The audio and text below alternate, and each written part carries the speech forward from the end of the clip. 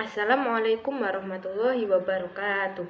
Perkenalkan, kami dari kelompok 7 pada mata kuliah Struktur dan Perkembangan Tumbuhan yang beranggotakan saya Alwiningsih dengan NIM akhir 052, Anis Makrifah dengan NIM akhir 053, dan Jumrotun Hasanah dengan NIM akhir 053. Pada kesempatan kali ini, kelompok kami akan menjelaskan tentang anatomi dan adaptasi daun. Secara morfologi dan anatomi, daun merupakan organ tumbuhan yang beragam. Tipe perbedaan tipe daun spermatopita beragam pada struktur dalam maupun luar serta fungsinya. Oleh karena itu, tipe daun spermatopita dibagi menjadi beberapa. Yang pertama yaitu helai daun. Pada prinsipnya merupakan organ fotosintesis. Lalu yang kedua katafil. Katafil adalah sisik yang tampak pada kuncup dan batang di bawah tanah, yang fungsinya untuk pelindung atau penyimpan bahan cadangan. Daun paling bawah dan cabang dinamakan profil. Pada monokotil biasanya hanya ada satu profil, sedangkan pada dikotil mempunyai dua profil. Tipe daun yang ketiga yaitu hypsofil. Hypsofil adalah berbagai tipe braktea yang mengiringi bunga dan berfungsi sebagai pelindung. Hypsofil seringkali berwarna dan berfungsi sama dengan petela. Lalu yang keempat, kotiledon.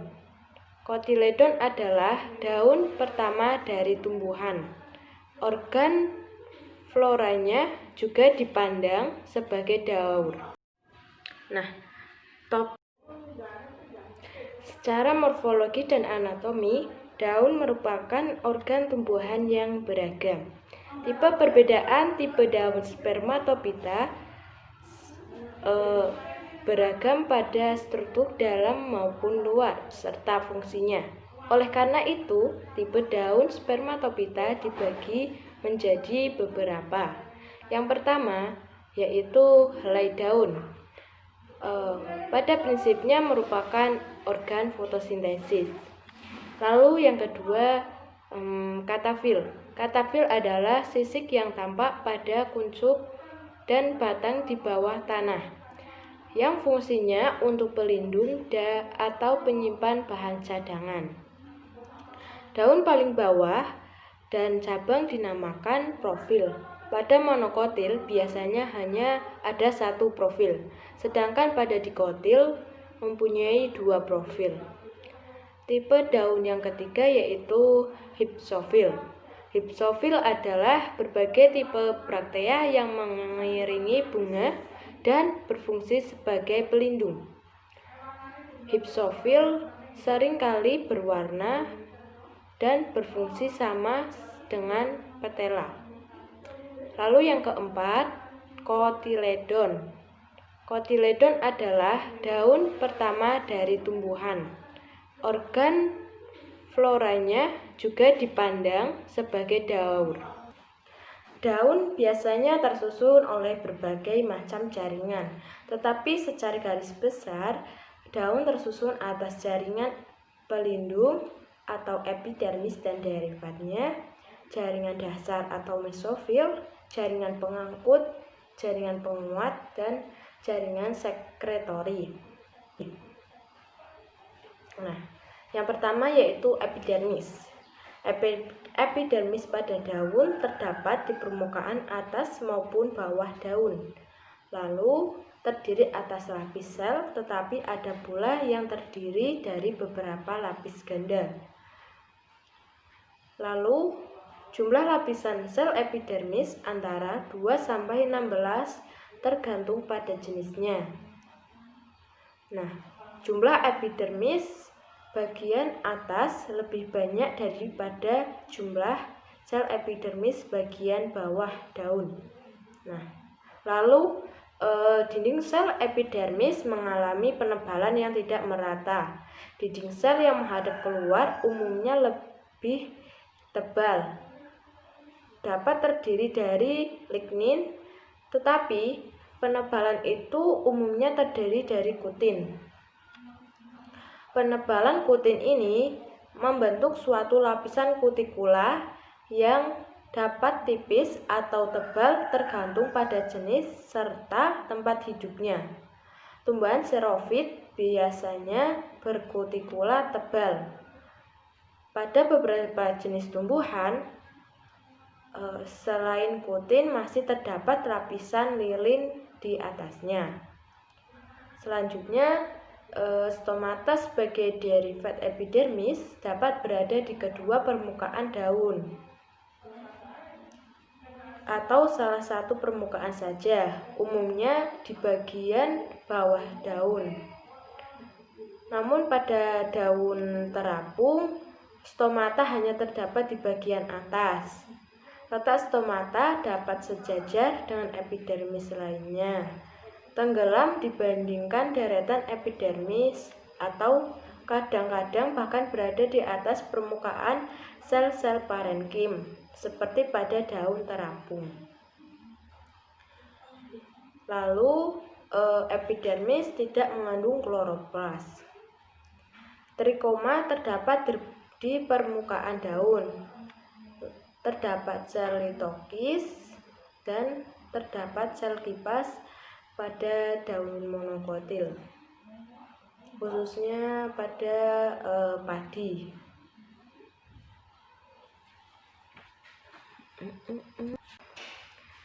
Daun Narium oleander dengan epidermis ganda. Nah, bisa dilihat epidermisnya terdiri dari dua lapisan atau ganda. Yang kedua yaitu mesofil. Mesofil sebagai jaringan dasar terletak di antara epidermis atas dan bawah. Nah, terdiri atas jaringan parenkim yang terdapat di sebelah dalam epidermis. Lalu mesofil mengalami diferensiasi membentuk jaringan fotosinetik berbentuk kloroplas. Mesofil terdiri dari parenkim palisade dan parenkim spons. Nah, pada parenkim palisade memanjang dan berbentuk batang yang tersusun dalam deretan. Pada tumbuhan tertentu, sel palisade berbeda bentuknya. Pada lilium terdapat lobus besar pada sel palisade dan tampak bercabang. Lalu selanjutnya, parenkim palisade terdapat di bawah epidermis selapis atau multilapis, tersusun atas satu atau lebih lapisan. Nah, apabila tersusun lebih dari satu lapisan, panjang sel pada tiap lapisan sama atau semakin ke tengah semakin pendek. Jaringan palisade biasanya terdapat pada permukaan adaksial daun. Nah, jika parenkim palisade berada di kedua sisi atau adaksial dan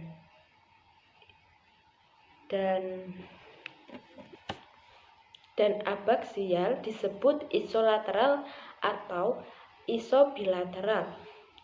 Lalu, jika parenkim palisade hanya terdapat pada suatu sisi dan satu sisi lain terdapat parenkim spons, disebut dorsiventral atau bifasial. Nah, selanjutnya parenkim spons pada mesofil. Nah, adanya lobus atau rongga,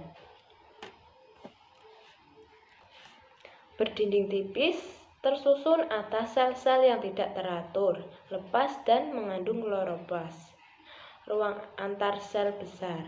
Nah, bisa kita lihat dari gambar tersebut bentuk dari jaringan palisade dan jaringan spons pada daun dikotil dan monokotil.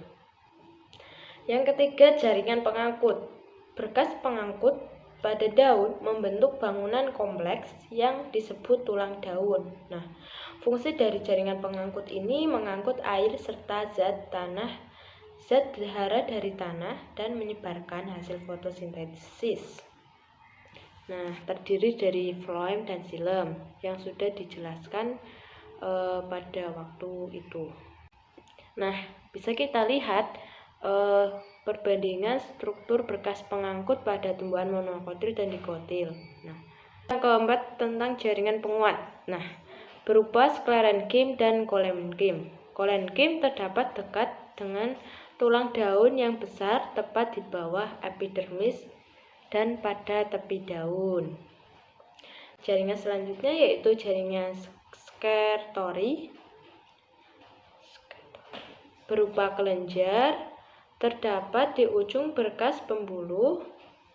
Contoh kelenjar yaitu pada Citrus sp dijumpai rongga minyak esensial. Nah, dapat juga dijumpai dalam idoblas. Tipe krans dari anatomi daun ditemukan pada tumbuhan C4 atau tumbuhan dengan fotosintesis lintasan C4. Pada penampang melintang daun tumbuhan tertentu, Haberland tahun 1918 menemukan adanya lapisan sel mesofil yang berorientasi menjadi mengelilingi berkas pengangkut. Ia menyebut lapisan dengan ini dengan krans. Nah, kloroplast dari berkas pengangkut tumbuhan C4 menimbun tepung. Yaitu perbandingan antara anatomi daun monokotil dan dikotil. Nah, bisa kita lihat dari gambar tersebut bagian-bagian dari anatomi daun monokotil. Nah, anatomi monokotil dan dikotil. Anatomi daun monokotil, kutikula dan jaringan epidermis letaknya terdapat pada bagian lapisan permukaan atas serta bagian lapisan permukaan bawah daun. Lalu bisa kita lihat stomatanya itu berderet. Lalu mesofil terletak pada bagian cekungan antara urat dari daun. Terdapat sel kipas pada tumbuhan tertentu, misalnya pada padi. Mempunyai dua lapisan jaringan epidermis daun yang letaknya pada permukaan atas dan bawah daun. Nah, sedangkan pada anatomi daun dikotil, bagian mesofil letaknya di bagian antara lapisan epidermis atas dan lapisan epidermis bawah. Stomata terletak di bagian permukaan atas dan bawah daun. Lalu epidermis hanya satu lapis, kecuali pada tanaman karet. Sekian pemaparan dari saya. Selanjutnya akan dijelaskan oleh rekan saya. Terima kasih. Oke, baik. Selanjutnya saya akan menjelaskan tentang histologi Gymnospermae. Histologi daun Gymnospermae, sebagian besar Gymnospermae daunnya terlalu hijau dan xeromorf. Salah satu kekhususan daun Gymnospermae adalah adanya transfusi. Jaringan ini mengelilingi berkas pengangkut dan tersusun atas trakeida, parenkim, dan sel albumin.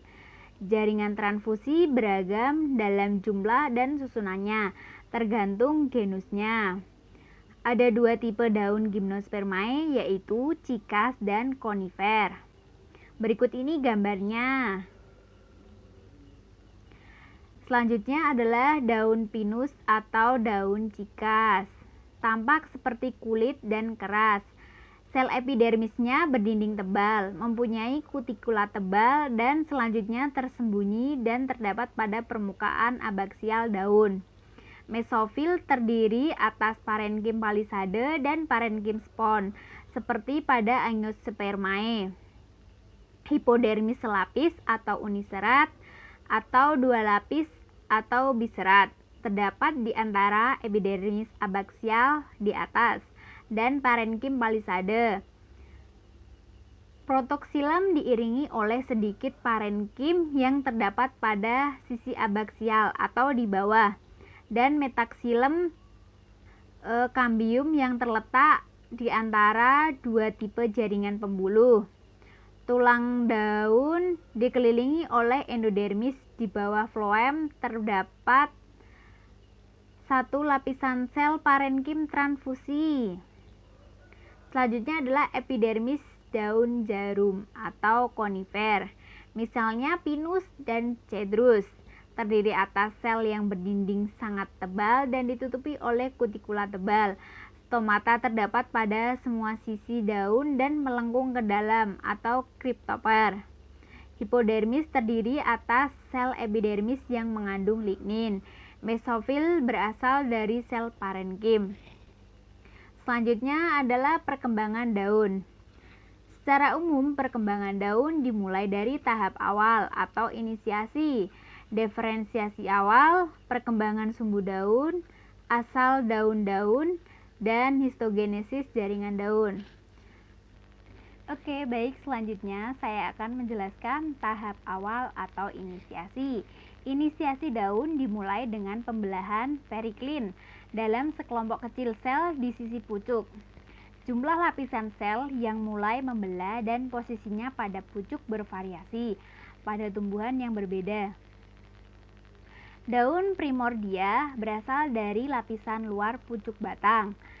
Pada semua tumbuhan dikotil, pembelahan periklin pertama tidak terjadi pada sel lapisan permukaan, akan tetapi pada sel yang terletak satu atau dua lapisan di bawahnya. Lapisan permukaan melebar dengan adanya pembelahan antiklinik beberapa kali. Kasus yang paling umum, inisiasi primordia daun dimulai pada lapisan sel di bawah lapisan permukaan.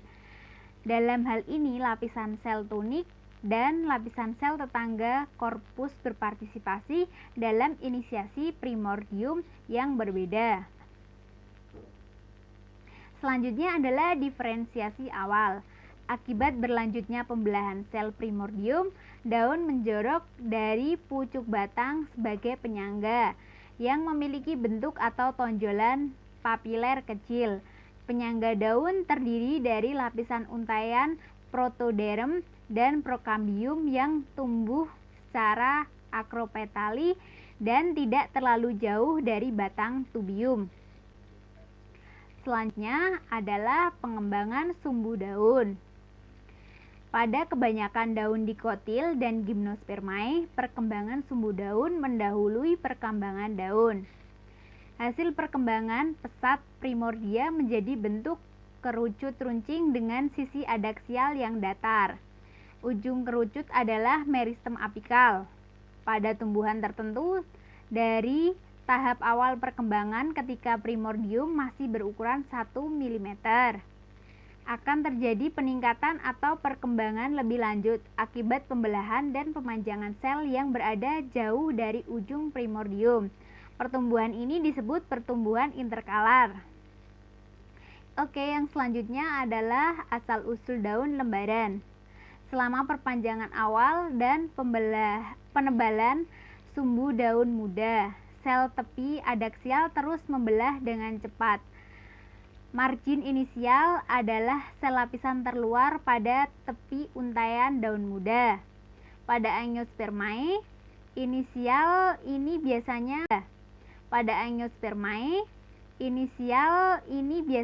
membelah hanya menuju antiklin dan terjadi penambahan sel baru menuju protoderm abaksial dan kata sifat. Pada daun majemuk ujung jari dan ujung, untaian daun lateral berkembang dari meristem margin adaksial dan sumbu daun muda sebagai dua baris papila. Pada tumbuhan lain, perkembangan bilah daun terjadi baik secara akropetal atau bisepetal. Yang terakhir adalah histogenesis jaringan untai daun. Pertumbuhan pinggiran berlangsung terus-menerus lebih lama dari pertumbuhan apikal, akan tetapi berhenti relatif lebih awal. Setelah pertumbuhan pinggiran berhenti, pertumbuhan daun selanjutnya dilakukan dengan pembelahan sel daun. Pembelahan antiklin membentuk pancake meristem. Aktivitas lempeng meristem mengakibatkan peningkatan luas permukaan, namun tidak terjadi penebalan organ. Pada daun, sel-sel meristem berlapis sehingga relatif mudah ditelusuri asal epidermis, jaringan palisade dan spons, serta bundel transport. Pertumbuhan daun ini dikendalikan oleh faktor genetik, tetapi juga dipengaruhi oleh kondisi lingkungan eksternal dan internal. Faktor eksternal yang mempengaruhi daun antara lain pesokanair, gizi, lamanya hari, dan intensitas sinar.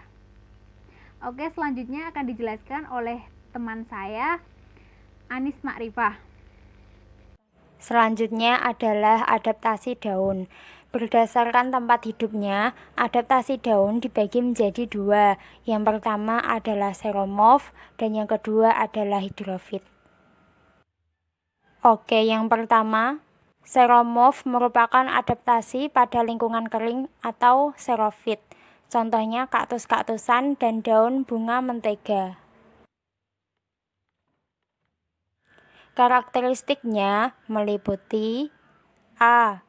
Daun kecil bahkan tidak berdaun. B. Daun bermodifikasi menjadi duri. C. Daun dilapisi oleh kutikula. D. Stomata ditutupi oleh trikoma. E. Stomata menutup secara menetap saat musim panas. Hal ini dikarenakan sel penutup menebal dan mengalami kutinisasi. F. Mengurangi kecepatan transportasi dengan cara mengurangi ukuran sel dan meningkatkan ketebalan dinding sel. G. Perkembangan jaringan palisade meningkat. H. Palisade terletak di kedua permukaan daun yang disebut isolateral atau isobilateral. Bisa diperhatikan pada gambar yang kedua, palisade terletak pada dua sisi, yaitu sisi atas dan sisi bawah. Yang kedua adalah hidrofit. Hidrofit merupakan adaptasi pada lingkungan berair. Contohnya teratai, eceng gondok, dan lotus. Karakteristiknya meliputi A. Daun lebar dan tipis. B. Stomata daun banyak terletak di atas permukaan daun. C. Stomata daun biasanya tidak ditemukan di bawah permukaan daun. D. Sklerenkim daun sedikit bahkan tidak ditemukan terletak di bawah permukaan daun. E. Sebagian tanaman memiliki hidropotas, yaitu sekumpulan sel yang dapat memudahkan pengangkutan air dan garam, letaknya di bawah permukaan daun. F. Daun memiliki lapisan lilin. G. Kutikula dan dinding selnya tipis. H. Jaringan penyokong dan pelindung berjumlah sedikit. I. Jaringan pembuluh berjumlah sedikit, yaitu silemnya mengecil. J. Mempunyai ruang antar udara yang disebut aerenkim. K. Epidermis berklorofil, berfungsi untuk pengeluaran zat makanan, senyawa air, dan pertukaran gas. Tidak berfungsi sebagai pelindung seperti epidermis pada umumnya. Selanjutnya adalah pengguguran daun. Prosesnya dinamakan absisi. Tujuannya untuk mengurangi penguapan. Absisi terjadi pada pangkal daun, yaitu pada daerah sempit yang disebut abscission zone. Abscission zone ditandai adanya lekukan dangkal dan perbedaan warna epidermis. Terdapat pada daun dikotil dan gimnospermae, misalnya pada daun pohon mahoni, jati, dan damar.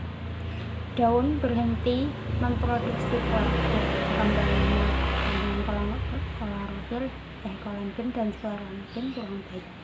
Sistem pembuluh terpusat di tengah. Pada daerah pengguguran terdapat dua lapisan pemisah tempat terjadinya pelepasan organ, melibatkan interaksi hormon auksin, etilen, sitokinin, dan asam oksisat. Kekurangan fosfor, nitrogen, kalium dapat menyebabkan daun berguguran. Nah, tahapannya yang pertama, tahapan terjadinya absisi yang pertama, adalah pecahnya sel empulur, yang kedua pembelahan sel dalam korteks, yang ketiga diferensiasi sel, yang keempat adalah pemecahan sel pembuluh dan korteks.